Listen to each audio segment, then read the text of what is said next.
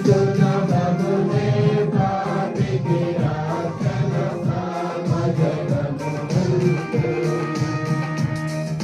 పాపము నుండి శాపము నుండి మనలను విడిపింప పాపము నుండి శాపము నుండి